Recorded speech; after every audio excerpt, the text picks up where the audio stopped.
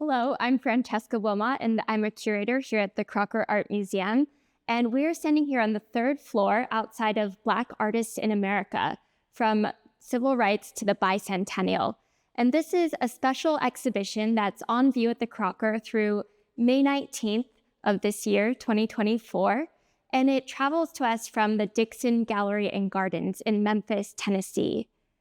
The exhibition was curated by Dr. Ernestine Lavelle Jenkins, who is a professor at the University of Memphis, and she'll be giving a talk about the exhibition here at the Crocker in April, so make sure to check that out.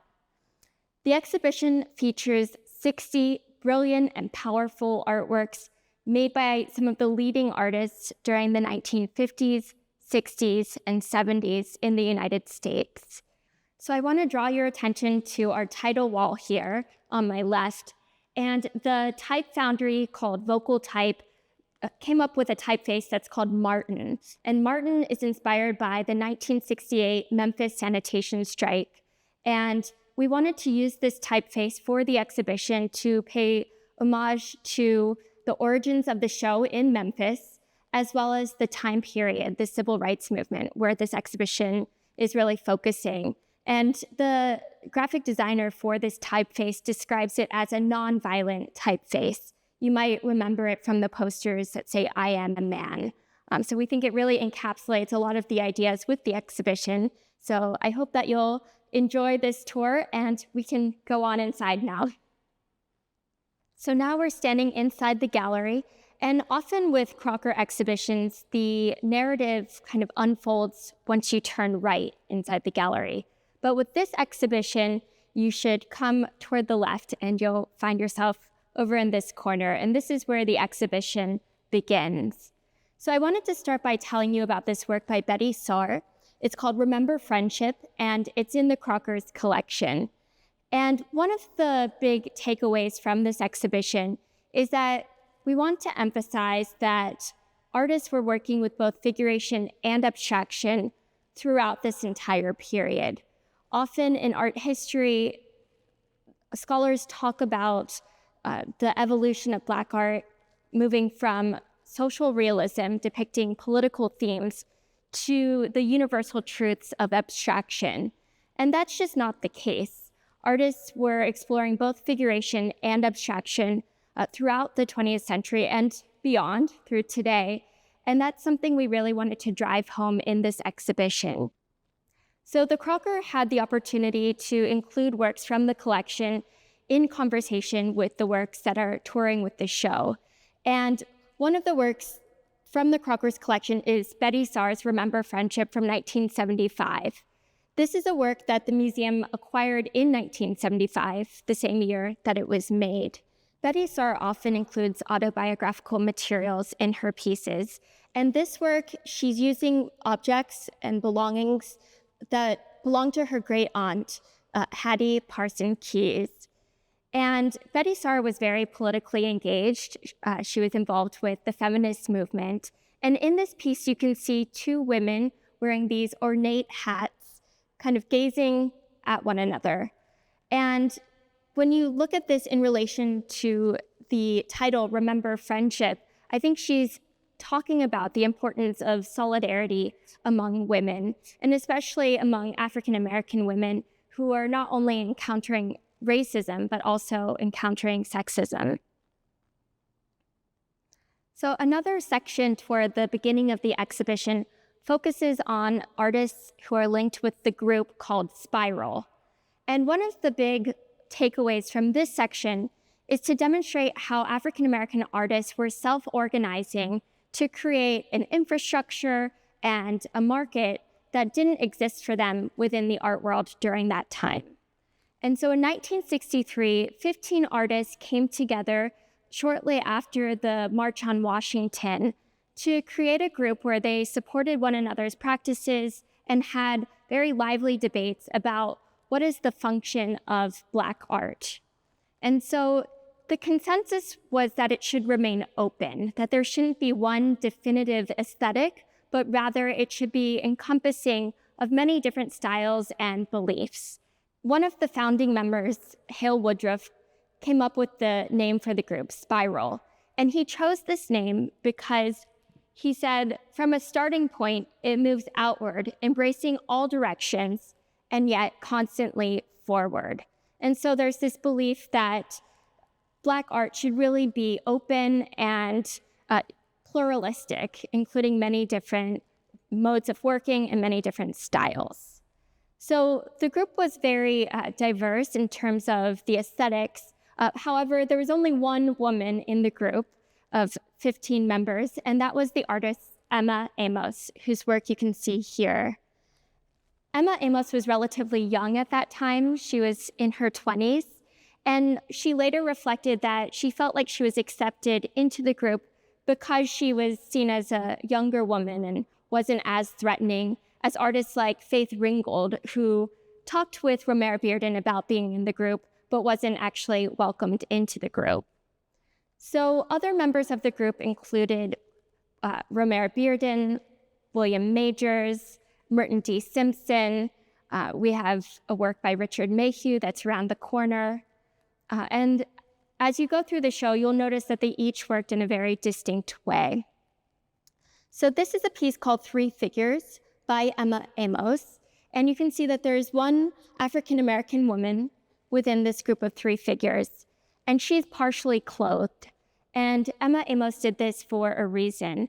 Earlier on, she did sometimes represent figures, Black figures, in the nude, but for the most part, she really preferred that they were dressed. And she did this because she said that there was already so much violence associated with representations of African-American women in the nude, and she didn't want to perpetuate that even further.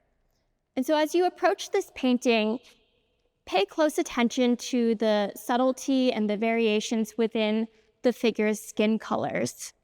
I also think it's really fascinating to look closely at her face, and you can see these thick layers of impasto and just the care and attention that Emma Amos used when she painted this figure's face. This painting by Charles White is called Fulfillment, and he made it in 1966. And it's such a beautiful and iconic work, and as a result, you might see it in our advertisements and poster images for the exhibition. Charles White was a very influential teacher, activist, and artist. He moved from Chicago to Los Angeles in 1956 and was the first African-American faculty member hired at the Otis Art Institute, where he was influential on the next generation of artists who were coming of age during the civil rights movement, including David Hammons, whose work is also on view in this exhibition, as well as Kerry James Marshall. Charles White often focused his paintings on beautiful images of African-American figures. He said that he wanted to paint them with hope and dignity, and I think that he really accomplished this with this work called Fulfillment. We paired it here with a painting by David C. Driscoll, as well as a mother and child vignette by Marie Johnson Calloway. And I think both Calloway and Driscoll also have painted images of hope and dignity. This is another piece by Charles White. It's called Sarah, and it's an etching that is part of the Crockers collection. It's a recent acquisition that we made, along with a work here called Migrants by Samela Lewis. They're some of the most recently acquired works in this exhibition. And in Sarah, you can see just how poignantly Charles White is capturing and celebrating everyday subjects. He approached printmaking as a way to reach broader audiences with an affordable medium that could really spread his message more widely. And that was something that also motivated Dr. Samela Lewis, whose Migrants print you can see here just to the left of Charles White's print.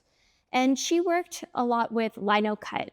She was born in New Orleans and began to study with Elizabeth Catlett when she went to Dillard University. She also got to know Charles White when she was a young student. Charles White was married to Catlett at that time. And Samela Lewis followed Catlett to Hampton College, where she continued her education. And then she went off to Ohio State University after that and got her doctorate. She was the first African-American student within that doctoral program. And Dr. Lewis is just so influential as an artist, as a teacher, as an activist, as well as a museum founder. She founded the Museum of African American Art in Los Angeles. And she reflects on how her father was a farmer in Louisiana and how she really understood the plight of agricultural workers closely. She understood their struggle. And I think she really captures this in the print of the migrant workers that you can see on view in our exhibition. In 1969, Dr. Lewis wrote a book called Black Artists on Art with Ruth Waddy, and this book is on view just behind me here. It's actually open to a page about Marie Johnson Calloway, whose work is on view here in the same gallery. And Black Artists on Art was one of the first real surveys of African-American art written by African-American scholars. And it's been hugely influential and is a resource that we continue to consult today. So now we're standing in the back right section of the gallery, and this is a section that is focused on a group of artists who self-organized under the name Africobra. Africobra is an acronym that stands for African Commune of Bad Relevant Artists. And the goal with this group was really to create a Black aesthetic that was encompassing of all people from the African diaspora, not just the United States, but to link artists who are working here with African cultures and peoples from across the globe. And this is a group that developed in Chicago, and they formed around 1968. So two of the artists that I wanted to spotlight from this group are the founders, Jeff Donaldson here on my right, and Wadsworth Jarrell on my left. So Jeff Donaldson made this piece called Amos and Andy in 1971.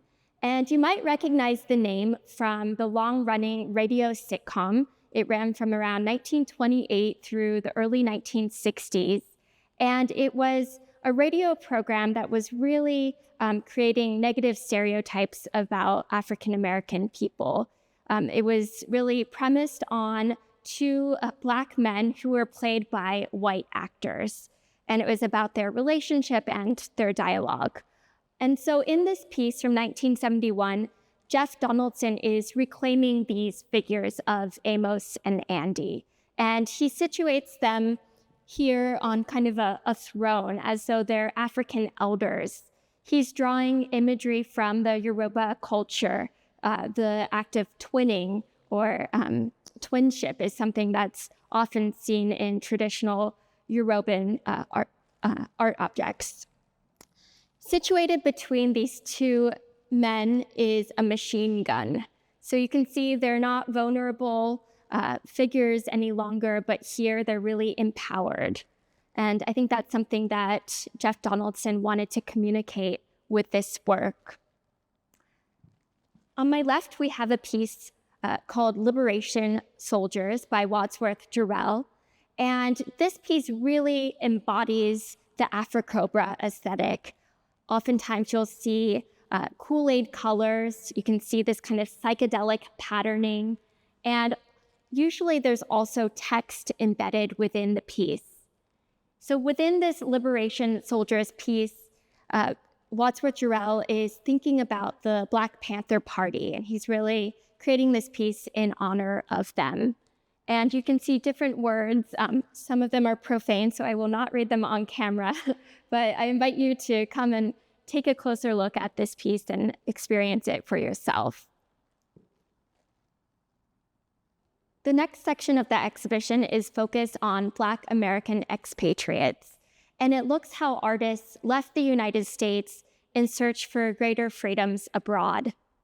A number of artists in this section moved to Paris, which was seen as a safe haven for African Americans who wanted to more openly explore their artistic practices without facing such stringent discrimination as they did in the United States.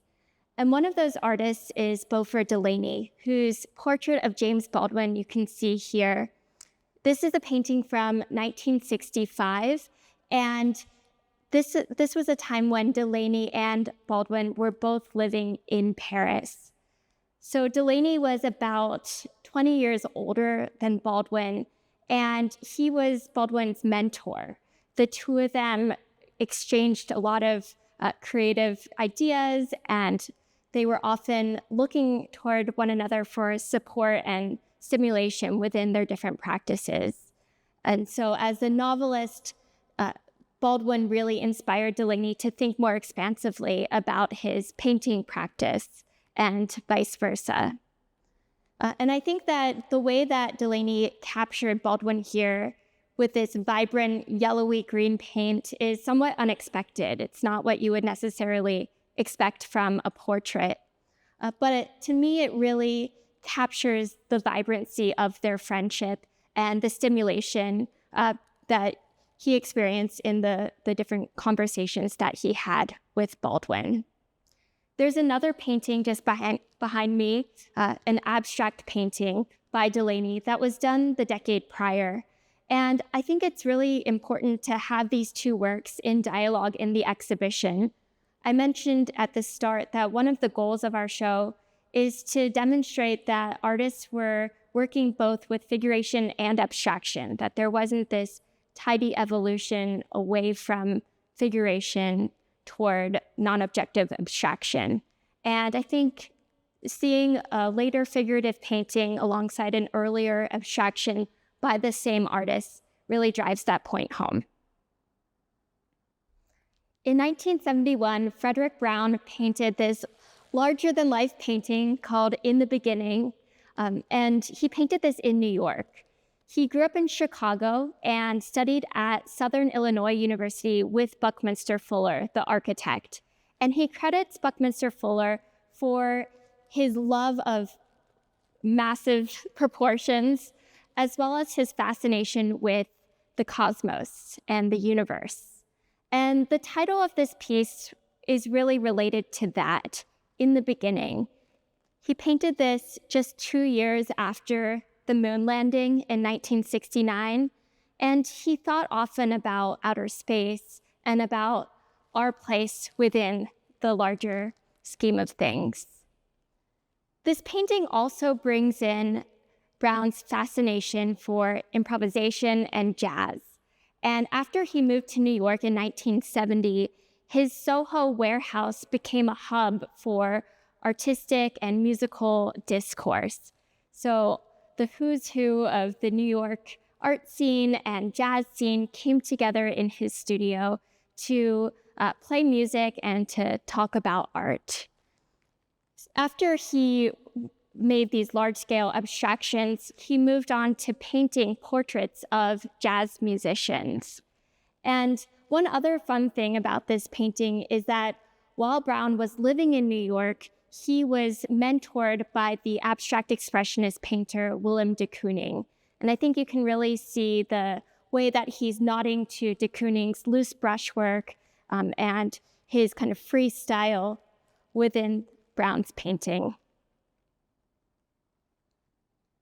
So this final section of the exhibition is looking at abstraction, and it's exploring what abstraction means for the different artists who were deploying it. In our didactic for this section of the show, we talk about the fierce debates that were taking place at the time in the late 1960s and the 1970s about defining a Black aesthetic. And as we move into the 1970s, there was a lot of scholarship and a lot of critical debate that was saying that Black art either needed to represent a nationalistic agenda, so to show that it was identifiably by a Black artist through figuration, or that it could be open and more inclusive and really representative of the African diaspora by not being limited to figuration. And artists like Frank Bowling and Raymond Saunders were writing in very popular periodicals and art newspapers and journals about these very issues. And I think one of the takeaways from that time period is that it came to be kind of understood that art could be both political as well as abstract, that those two different ideas and styles are not mutually exclusive. And I think that this painting by Howardina Pindell really encapsulates that. So Howardina Pindell, she was one of the very first African-American artists to receive her MFA from Yale University. And when she graduated from there in the late 1960s, she moved to New York and became a curator at the Museum of Modern Art. And it was her goal to really change the culture of the institution from within as a member of its staff. She also organized a group called AIR, which was a collective of women artists that included Nancy Sparrow and many other important women artists from that time period, to create solidarity and a network for women artists within the art world at that time. And so in this painting by Pindell, you might look at it and not really see political content right off the bat. But as I was researching this piece, I learned a story about Howardina Pindell. And as a young child, she was growing up in Pennsylvania, and she recalls that she would go to the diner with her father. And she noticed as a child that when she would turn over her root beer mug, she would see a red dot on the bottom of it. And the dots were added to designate the cups as being used just by African-American patrons. And that symbolism really stuck with Pindell, and she reclaimed the dot later on in her life in the 60s and the 70s. And you can see it has taken over this entire surface. She's using kind of a pointillist technique here to cover the entire canvas in small dots. Later on, she began to use a hole punch and actually would cover surfaces with little paper dots and create collages out of that. And so I think this painting is so important because it drives home that fact that abstract art can also have political content, even if it's not immediately evident at first. And then not all of Pindell's work is, so tied to this idea, but it also relates to Elizabeth Catlett's saying, where she said that a painting doesn't have to depict revolution to be revolutionary. And so you can kind of carry this idea through to the other works in this section of the exhibition.